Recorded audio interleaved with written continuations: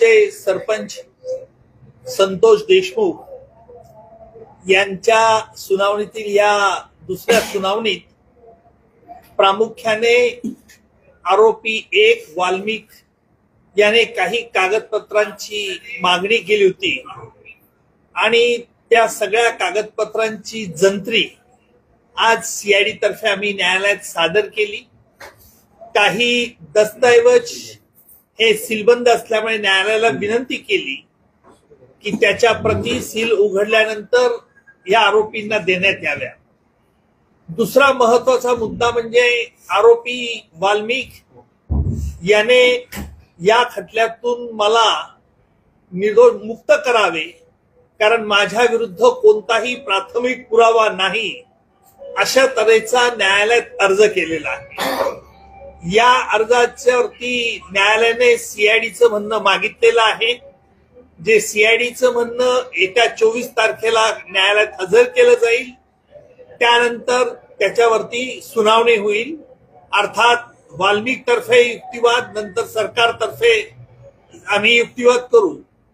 तिसरी महत्वाची बाब म्हणजे आज न्यायालयामध्ये जे कागदपत्र आम्ही हजर केले त्यातला प्रत्यक्ष संतोष देशमुख यांना मारहाणीचा व्हिडिओ, जो सीआयडीच्या मते तपासाअंती असं दिसून आलं होतं की हा व्हिडिओ आरोपींनीच काढलेला होता आणि तो सीलबंद परिस्थितीत फोरेन्सिक लॅबोरेटरीकडे पाठवण्यात आला होता।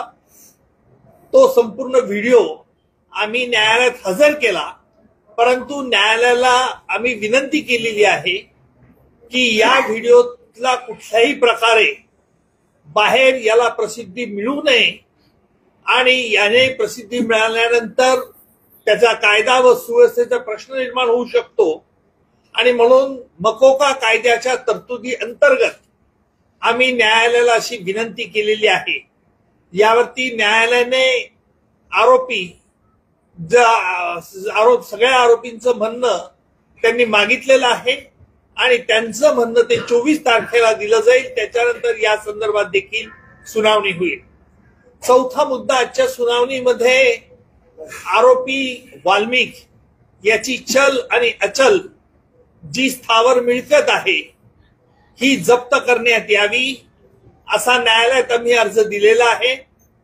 त्या अर्जावरती अद्यापही वाल्मिक तर्फे खुलासा दाखल करण्यात आलेला नाही।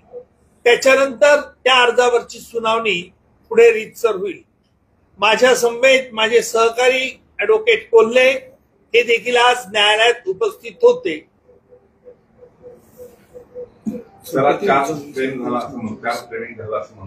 नाही, अजून कोर्टावरती आता हे आरोपीने मध्ये अर्ज केल्यामुळे त्या अर्जाची सुनावणी होईल।